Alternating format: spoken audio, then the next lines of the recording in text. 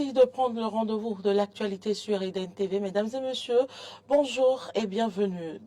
Au sommaire, décédé le 12 juillet dernier, le professeur Roger Gbeyonvi est inhumé aujourd'hui à Ouida dans l'intimité familiale. Dans ce journal, nous reviendrons sur son parcours à travers un portrait.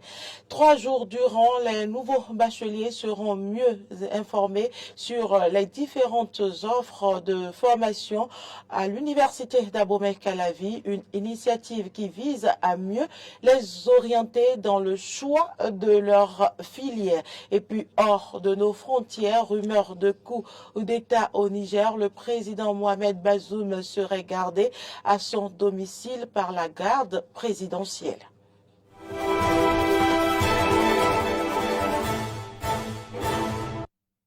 Merci pour l'attention. Je l'annonçais dans les titres. Décédé le 12 juillet dernier à son domicile, l'ancien ministre de l'Alphabétisation et de la Promotion des langues nationales, le professeur Roger Gbeyonvi, est conduit à sa dernière demeure aujourd'hui à Ouida, dans l'intimité familiale.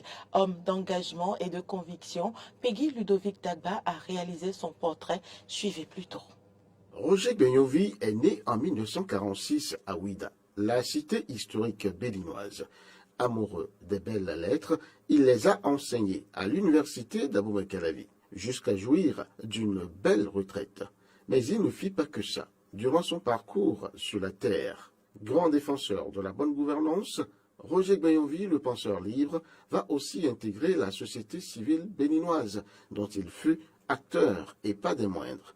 Tour à tour, il sera à l'origine, avec d'autres compères à lui, de la création de Amnesty International, section Bénin, de Transparency Bénin, et qu'il dirigera de main de maître en contribuant à révéler des scandales qui ont eu des retentissements dans tout le pays. Après son expérience dans la lutte contre la corruption, il sera convié à faire son expérience de la gestion des affaires publiques par le président Boniaï. Il sera alors nommé à la tête du ministère de la Culture, de l'Alphabétisation et de la Promotion des langues nationales, un ministère qu'il dirigera de 2007 à 2008.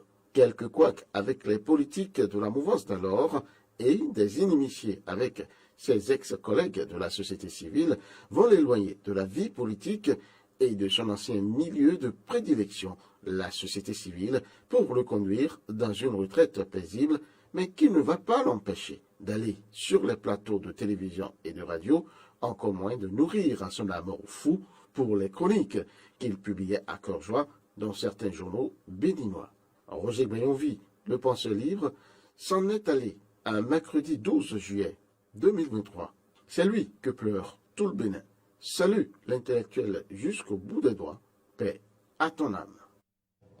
Les responsables de l'armée béninoise étaient face à la presse hier. Il était question au cours de cette sortie médiatique de dévoiler les innovations qui seront apportées au défilé militaire du 1er août prochain. En prélude au 63e anniversaire de l'indépendance du Bénin, plusieurs hauts responsables des forces de défense et de sécurité ont tenu ce mardi une séance d'information avec la presse béninoise. Pour cette année, le thème de la célébration est intitulé « Les forces de défense et de sécurité debout et ensemble face au terrorisme ». Comme à l'accoutumée, le défilé militaire sera au rendez-vous avec une innovation majeure. Par rapport aux innovations de cette année, nous avons toujours le même dispositif, c'est-à-dire la phase de défilé pédestre, la phase de défilé motorisé, y compris le défilé aérien. Parce que vous savez, nous avons acquis des hélicoptères. Donc, ils vont survoler en son temps l'esplanade là où nous voulons faire le défilé. Comme d'habitude, nous aurons les 7 composantes de l'armée, des forces de défense et de sécurité. Si je prends l'armée en général, il y a les 4 composantes, à savoir l'armée de terre, les forces aériennes, les forces navales et la garde nationale. Au niveau des forces de défense, nous avons les forces de sécurité, nous avons la police républicaine, la douane et l'administration des eaux, forêts et chasses. Donc ce sont les 7 forces qui vont défiler au cours du 1er août 2023. Le chargé de l'information et des relations publiques de l'état-major général des forces armées béninoises donne plus de précisions sur le déroulement du défilé aérien. C'est le défilé aérien qui va ouvrir le défilé motorisé après le dernier peloton de la garde nationale. Ce défilé va commencer au niveau du carrefour Fidjo-Sefin-Pavé. Carrefour Fidjo-Sefin-Pavé, tous les appareils seront alignés et vont prendre la direction de l'Est, c'est-à-dire venir vers la tribune principale. Le premier aéronef, vous allez voir l'emblème national, le drapeau national sous ce aéronef. Et c'est cet aéronef qui va lancer le défilé aérien. À l'issue de son passage, un autre aéronef du même type va passer derrière. Et après, vous allez voir d'autres aéronefs de types différents, mais qui vont se mettre en formation chevron. La sécurité de tout ce défilé va être assurée par 3 autres aéronefs qui ne vont pas défiler, mais qui seront au-dessus de la ville de Cotonou pour pouvoir participer à la sécurité aérienne de ce défilé. Le passage des véhicules avant blindés acquis au profit des unités terrestres dans le cadre de la lutte contre le terrorisme est l'autre innovation apportée au défilé militaire.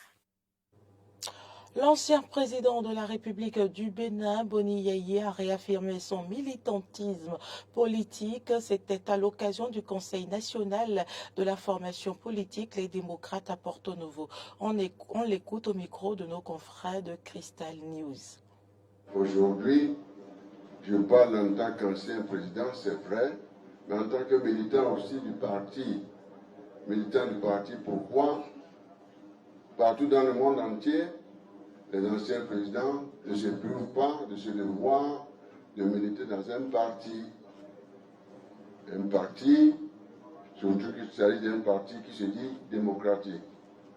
Donc c'est ce que je fais depuis mon cher papa, je l'ai dit la dernière fois, le président Soglo, l'espoir de peut-être certainement il continue de militer.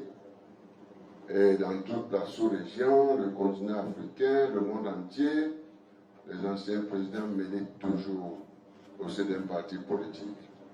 Ils n'ont pas de preuve que Obama, qui est très actif au sein du Parti démocrate américain, un peu partout, dans la sous-région, le président Obasanjo, Dramani, au Ghana, un peu partout, en Côte d'Ivoire, etc. Donc, le Bénin ne fait pas exception à la règle. J'en suis heureux de me retrouver avec vous, Monsieur le Président. Là, je voudrais aussi vous dire ceci, tout juste un mot. Je voudrais dire que ce conseil se tient à un moment où nous vivons une situation difficile. Et ensemble, nous allons trouver une solution avec l'aide de notre Dieu, le Père Céleste, Papa des cieux. L'université d'Abomey-Calavi organise à l'endroit des nouveaux bacheliers une session d'orientation sur le campus d'Abomey-Calavi. Cette session va se tenir du 26 au 28 juillet 2023. L'annonce a été faite par le recteur de l'université d'Abomey-Calavi, Félicien Vlessi, à travers un communiqué rendu public hier. Selon le communiqué, la dite session a pour objectif d'informer non seulement sur les formations disponibles à l'université d'Abomey-Calavi, mais aussi à les guider dans le choix de leur filière. La deuxième conférence des directeurs des systèmes d'information des ministères et structures de l'État s'est tenue hier au Palais des Congrès de Cotonou. Organisée par l'Agence des systèmes d'information et du numérique, la rencontre a porté sur le thème « La CDSI au cœur du développement des systèmes d'information au sein de l'administration publique ». On retrouve Clémence Sotonoucoin pour les précisions. Cette conférence des directeurs des systèmes d'information CDSI est une rencontre statutaire, un cadre de concertation entre le ministère du numérique et de la digitalisation, les agences du secteur du numérique et les directeurs des systèmes d'information. Les travaux visent non seulement à vulgariser les réalisations de l'agence des systèmes d'information et du numérique ASIN, mais aussi de présenter les défis qui restent à relever. Nous voulons aller plus vite, nous voulons être plus impactants et nous voulons satisfaire nos citoyens. Et nous voulons bien entendu valoriser nos compétences. Donc l'objectif de cette conférence aujourd'hui, bien entendu, c'est de voir comment ensemble nous pouvons redynamiser des choses, comment ensemble nous pouvons penser mutualisation, penser socle commun, repenser cette conférence pour qu'elle soit la plus collaborative possible, pour qu'elle nous permette de partager les bonnes pratiques. Plusieurs présentations et un atelier sur la réorganisation des directions des systèmes d'information ont meublé la séance. Un accent particulier est mis sur les questions de sécurité. Nous avons choisi d'axer vraiment les échanges sous l'angle de la sécurité. Comme vous le savez, le Bénin dispose d'une politique de sécurité des systèmes d'information de l'État depuis 3 ans et il était indispensable pour nous de faire un point d'étape et surtout de nous assurer que toutes les structures de l'État sont engagées dans cette dynamique. En janvier dernier, le gouvernement béninois a mis en place ce que nous appelons la PPIC, la politique de protection des infrastructures d'information critiques de l'État béninois. Et donc, l'ASIN, dans son rôle, doit s'assurer que toutes ces infrastructures sont maintenues dans des états qui lui permettent vraiment d'avoir une forme de résilience par rapport à des attaques de divers ordres. Donc l'ASIN est en charge notamment de faire des audits de vulnérabilité, des audits de sécurité pour le compte de toutes les structures de l'État. Et nous avons également un plan d'inspection que nous mettons en place, un plan qui est vraiment axé en tout cas dans un premier temps sur les structures publiques, mais également sur les structures privées. À la veille de cette conférence, la ministre du Numérique et de la Digitalisation a signé un arrêté qui permet de qualifier les fournisseurs de services de sécurité numérique. Il s'agit d'un nouveau dispositif qui a vocation à permettre à des acteurs privés de pouvoir fournir des services de sécurité. L'importance de la maîtrise de l'anglais aujourd'hui n'est plus à démontrer, que ce soit dans la vie professionnelle ou dans l'administration, dans le milieu des affaires ou dans la vie civile.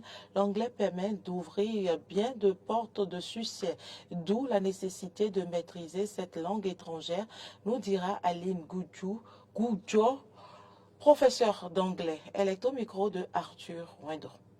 Les enfants aiment d'abord celui qui transmet le savoir. Tout en aimant celui qui transmet le savoir, ils aiment la matière. L'anglais n'est pas une matière difficile, mais c'est l'approche que l'on fait de la matière qui fait que les enfants pensent que c'est quelque chose de difficile. Il faut apprendre l'anglais tout en s'amusant. C'est la remarque que nous avons faite. C'est-à-dire qu'à travers les chants, à travers des activités, de petites activités d'éveil, l'enfant apprend tout en s'amusant. Et ils adorent l'anglais. À l'école, nous enseignons l'anglais dans les classes du primaire. Ils aiment beaucoup l'anglais parce que nous n'introduisons pas des notions, de grandes notions, mais nous introduisons de basses notions qui les fait aimer la matière. Ils aiment réellement quand ils apprennent en jouant. Pour leur apprendre les parties du corps humain, vous allez avec les chants. Et tout en chantant, ils touchent chaque partie et ils disent le nom de la partie tout en chantant. Ainsi, l'approche est plus facile et l'enfant finit par aimer la matière. L'anglais n'est pas une matière difficile du tout. Beaucoup d'opportunités s'offrent à ceux qui ont fait l'anglais comme deuxième langue ou qui l'ont fait à l'université. La preuve, le ministère de l'Éducation nationale a pensé à cela en faisant l'expérimentation dans les classes du primaire. Présentement, l'anglais est en expérimentation dans certaines écoles et bientôt, toutes les écoles du primaire auront l'anglais comme matière. Donc ce n'est plus quelque chose d'aléatoire, c'est très important. Nous avons remarqué que ceux qui ont eu la possibilité de faire l'anglais ont pu avoir des bourses dans des pays étrangers. Ceux qui ont fait l'université ou bien ont fait le secondaire tout en aimant l'anglais ou bien tout en se donnant à la langue ont obtenu des bourses aux États-Unis dans les pays où l'anglais est très prisé. L'anglais est une langue qu'il faut avoir comme seconde langue. C'est très important. Actualité en dehors du Bénin, rumeur de coup d'État à Niamey. Pour l'heure, on sait simplement que la garde présidentielle retient le président Bazoum et le ministre de l'Intérieur à leur domicile. Pas d'infos sur leur motivation. Pour le reste, la ville est calme et chacun vaque à ses occupations. Au Sénégal, depuis hier, la présence policière devant le domicile d'Ousmane Sonko a été levée. Le leader du parti Les Patriotes africains du Sénégal pour le travail, l'éthique et la fraternité semblent donc désormais libres. Quelques populations sénégalaises se prononcent sur ce lever du blocus au micro de nos confrères de RT. C'est normal qu'Ousmane Sonko soit libéré. Ce blocus ne se justifiait pas. C'est parce qu'il est opposant, tout simplement. Voilà un opposant qui fait l'objet d'injustice. Les cas sont devenus innombrables. L'injustice n'a fait que trop durer. Le dernier mot nous revient. C'est à nous, les citoyens, de décider qui va présider à nos destinées dans quelques mois. Ousmane Sonko est l'espoir de la jeunesse, notre espoir. Je loue cette mesure apaisante qui va contribuer à apaiser l'espace politique. Nous ne voulons que la paix. Ces derniers mois, le pays a frôlé le pire. Nous invitons les autorités désormais à œuvrer pour une élection présidentielle libre, transparente et inclusive. Et que le meilleur gagne. Les autorités ont décidé de lever le blocus pour soulager les partisans, faire tomber les tensions et maintenir la stabilité. Il était temps. Le rapport de force a été destructeur pour le pays. Il y a eu trop de violence et de dégâts matériels. Ousmane Sonko est victime d'une machination. Il faut le dénoncer et appeler les autorités à réparer ce tort. Depuis quand il est assigné injustement chez lui? À chaque mobilisation, ces meetings sont systématiquement réprimés. Mieux vaut tard que jamais. Faut-il le rappeler, Ousmane Sonko a été ramené chez lui Manu Militari le 28 mai dernier, alors qu'il était en pleine tournée à l'intérieur du pays dans une caravane qu'il appelle caravane de la liberté. Les autorités lui reprochaient d'avoir appelé à l'insurrection et à la violence. Depuis, il vit reclus chez lui. Le 1er juin dernier, il a été condamné dans l'affaire qui l'oppose à la masseuse Adji Sarr à 2 ans de prison pour corruption de la jeunesse. Depuis, il n'a pas été emprisonné. La question maintenant que tout le monde se pose ici, sera-t-il maintenant envoyé en prison? La question reste en suspens. Faut-il le rappeler, sa condamnation a été suivie par un déchaînement de violence dans les rues de Dakar. Violences qui ont fait au total officiellement 16 morts selon les autorités, 30 selon l'opposition. C'est tout pour cette édition. Merci pour l'attention. À très bientôt.